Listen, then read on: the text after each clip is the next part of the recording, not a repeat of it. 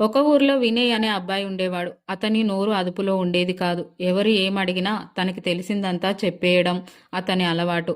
ఒకరోజు ఒక ఆఫీసర్ వినయ్ని పిలిచి ఒక విషయం చెప్పి, ఇది బయటికి తెలిస్తే దీన్ని ఆపేస్తారు కొందరు. ఇది రహస్యంగా చెయ్యాలి. ఇది ఊరి మేలు కోసం.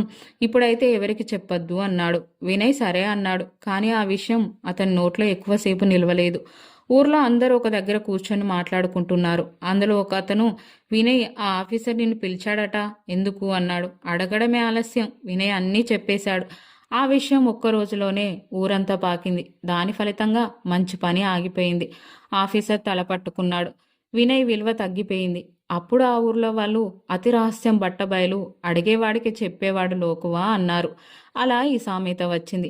సామెత అర్థం ఏంటంటే, రహస్యాన్ని ఎక్కువ మందికి చెప్తే అది రహస్యంగా ఉండదు. ఎవడో అడిగాడని చెప్పేస్తే వాడి విలువ తగ్గిపోతుంది. నిజమైన తెలివి అంటే అన్నీ చెప్పేయడం కాదు, ఎప్పుడు మౌనంగా ఉండాలో తెలుసుకోవడం. ఈ రోజుల్లో చాలామంది వాట్సాప్, ఇన్స్టాగ్రామ్, యూట్యూబ్, సోషల్ మీడియాలో అన్నీ చెప్పేసి గొప్పగా అనుకుంటున్నారు. మరికొందరైతే దారుణం, వాళ్ళ పర్సనల్ లైఫ్ని కూడా చెప్పేస్తున్నారు. కొందరైతే దారుణంగా నాలుగు గోడల మధ్య జరిగేవి కూడా పాపులారిటీ కోసం సోషల్ మీడియాలో పెట్టి దిగజారుతున్నారు.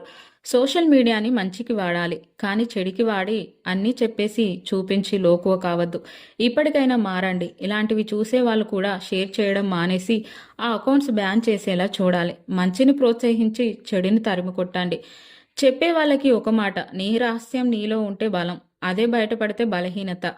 మాట కంటే మౌనం శక్తివంతమైనది. తెలిసిందంతా చెప్పడం తెలివి కాదు, నమ్మకం నిలబెట్టుకోవడమే గొప్పతనం. ఈ తరం గుర్తుంచుకోవాల్సింది, రహస్యాలు రహస్యంగానే అదుపులో ఉంచినా వారిని లోకం గౌరవిస్తుంది.